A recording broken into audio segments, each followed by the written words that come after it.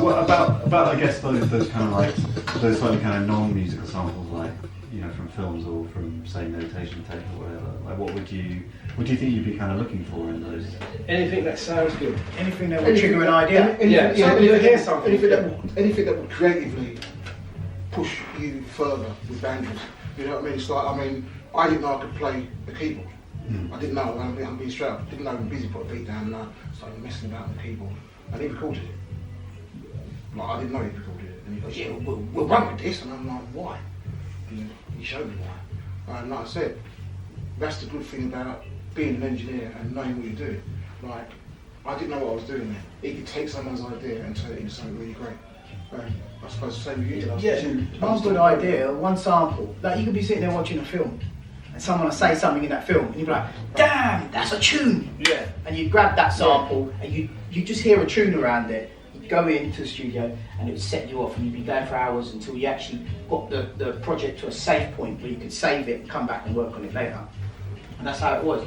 It could be like that with a vocal. It could be like that with a synth sound. You'd hear a sound and go, and you think, "Oh, I could do something with that." Twist it up, mess about with it.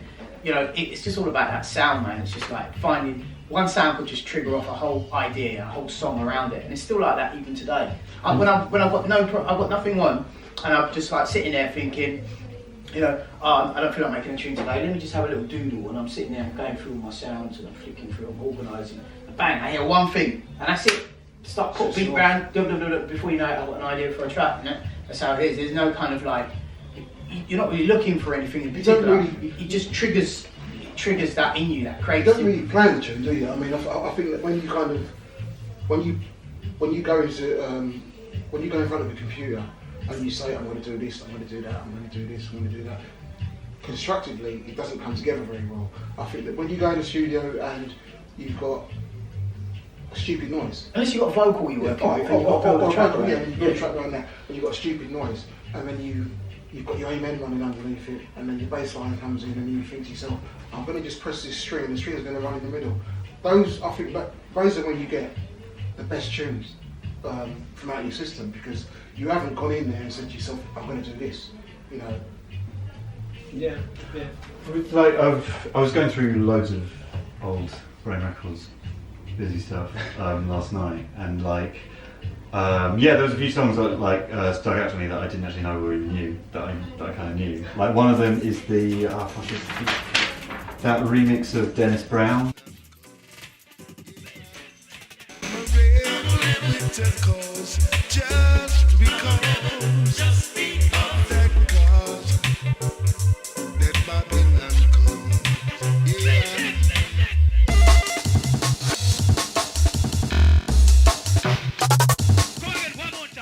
So guys, we're finished recording now. We're going to go to the Dungeons, classic old venue that I haven't seen for about 10 years plus, and looking forward to that. It was really good, went down well, we all bounced off each other, had some real good kicks and that. I'll be posting a link to the video once it surfaces, so I'll keep you posted. But it's like a 66 plate Volvo, yeah? And as he's reversing, he's driven to that, see this corner here? That's the Lewis wall. That's what we call the Lewis wall. The Lewis wall. He hit the Lewis wall. Yeah, he just went BAM! Oh shit. And I was like, bruh! And it crunched off all the back of the car. That was a good little forum, good little vibe there, man. I enjoyed it, man, to the max. Well, I think you could have done it on your own. You need us. No, but it's nice to bounce off people, you know what I mean, and get ideas, because you don't cover everything. Certain man will say certain things, and it'll re-jog your memory, and it's just about bouncing off with each other. Because you know what, we're talking about a long time ago. That's like asking a teenager, do you remember when you was a baby and you used to crawl around? Did you used to pick your nose? What happens to me when I let someone? Yo! Hey man, no problem. It's good to get you there, man. Get pop. Yeah. Say again. Listen. If I never knew your t-shirt, I'd buy one of these t-shirts. They're rough, Bizzy. Nice, man. Cheers, man. Cheers. It's just a little idea I did. I might have to come over and buy some for my grandboys, man. Don't worry, I'll sort out something for you. Alright, listen. I finish up 10 o'clock, so I'm in the week. So I'll probably come and see you on Wednesday. Yeah, alright, well, it's got to be later on in the day, because during the day for me is a bit mad, man. It's like, I've just got my bollock tied to the desk, man, during the week, so it's... Alright, cool, I'll come later, that's cool. Alright, geezer. Alright, bitch, speak to you soon, yeah? Alright, take care, mate. Alright, love to the family, speak to you soon, bro. Bye. So now, on to the dungeons, mate. Yeah, I ain't been dungeon since 2006 or I haven't whatever. been dungeon since we went dungeons. That was, because the thing is with dungeons, I think the last time we went dungeons... It was horrible, innit? It was horrible, but we built it up and finally got it, like, moving, and then he went, oh, I'm going on holiday to Greece, and it was like, we closed it for 6 weeks or whatever it was, and it was like, what, we just done all that winter work, all that heat up, you know, we used to get all the colour gases, being freezing with your nose running down there, trying to build up a little thing. With I just remember it started getting all the fucking local hood rats in it. Yeah, Just when I was like, yeah. it got raggo, man. It did. It got too. It was just messy. Remember that flipping time I got smacked in the face down there? Yeah, I wasn't there that time, but I heard about that one. I don't know if I was coming or something, and I was like, nah, this ain't nah, fuck that. I was playing down there, right? And I go. So you told me the story actually. I didn't realise it. That's how it Yeah. actually. Yeah. And I just played all it was. I was, you know, like, I was playing because them times is versatile. Bit of this, bit of that, and then I just dropped a bit of garage. And this guy was coked out of his head, man. And he come down. He was like, "Boy," he stopped the tune and started going, "Boy, you can't play the fucking tune in our blood clap." So I was like, "What are you doing?" So I turned down the mic, and it got smacked in the face. And then I was like stunned. And then I thought, F this, and I went and got a bottle and broke it, and then kept the bottle. And I was waiting for a minute because I wanted to run up to him and stick it in his face. Yeah. And then next thing you know, what's his name goes, "He's got a gun. Man's got a gun." And that was it. My whole life just flashed in front of me. I was just like, you know what? This ain't even worth it, bro. No. That's the thing. When you're in that venue, that's when you kind of realise you're in the fucking thing. One way in, one way out. Yeah, and everyone was shitting themselves. People was running in the bathroom, locking themselves in the toilets. Then he was just on a mad one, and then he went outside and he shot up a couple of car windows as he was going out. Yeah, it was mad, bro. It was mad, man. And then after that, I thought, you know what? I'm not doing no. That put me off doing contemporary music. Yeah. For life. I said, you know what? Nah, man. Fuck that, man. I go and do my little jungle thing, play out. No one ain't pestering me about what music I'm playing. It's all proper thing, professional, security, whatever. And I just thought, that's it. I didn't, you know, because I was only going with the times, like playing all the other music. I just found my little, what I like, bashment, whatever. But screw that, man. Gone back to my junglist, man. Even today, my nose don't feel right from that flipping smack I got. It was probably flipping fractured it or something. It was a proper lick I got there, man. But I was concussed for about 2 days after that flipping whack in the face, man. But Yeah, man. we play one wrong tune in the wrong dance at the wrong time, man, and that could end up being you could end up being a dead man.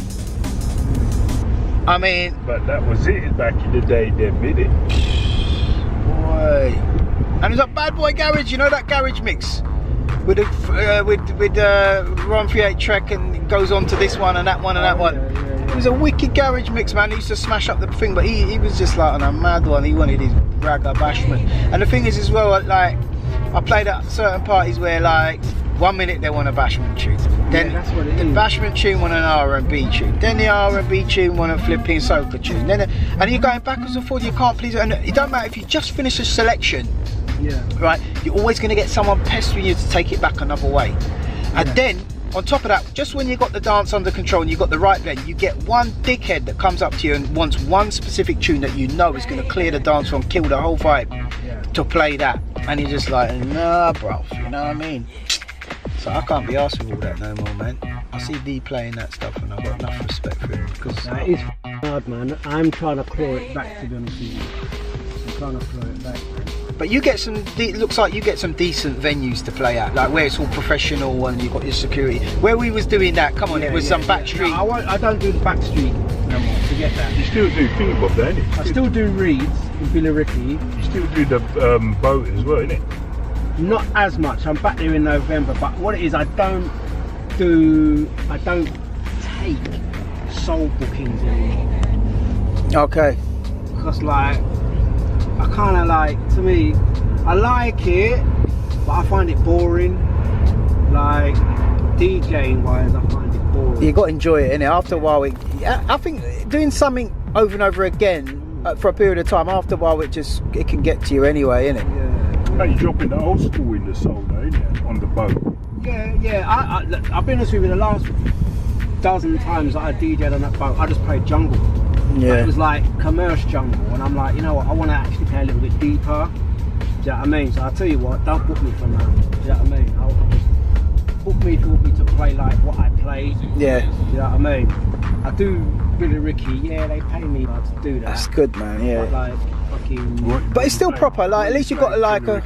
Anything that I promote now will be sort of like something if I stick to brand. So it's either garage, jungle, do you know what I mean? Or just a mix of the two.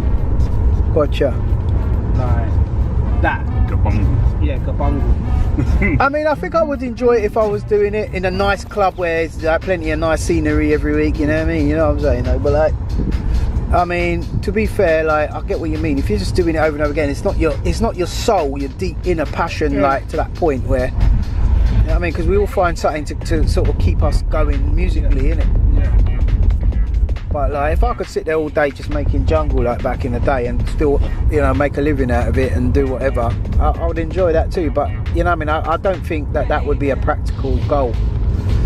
There's some guys that are doing kind of well though, but I don't know if that's all they do. Like, I'm hearing like these guys like Chopstick, Dubplate, Eries and all these guys, they're all, well, they seem to be doing alright. I don't know if you know those guys.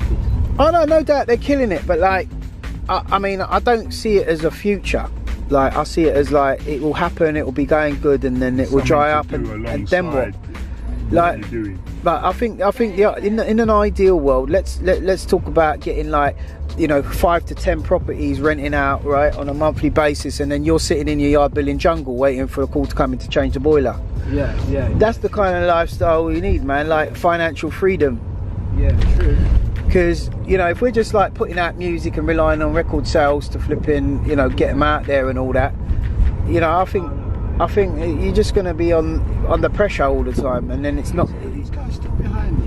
That's what I was looking to see. To them boy there, man. Do they know where the dungeons is? Because they've been speaking to Nicky D and all that, innit? Let me give him a call. I'll do the warm up. You know what I mean? You have the warm up session. Sometimes you could just have a session up here. And then the real action took place was downstairs.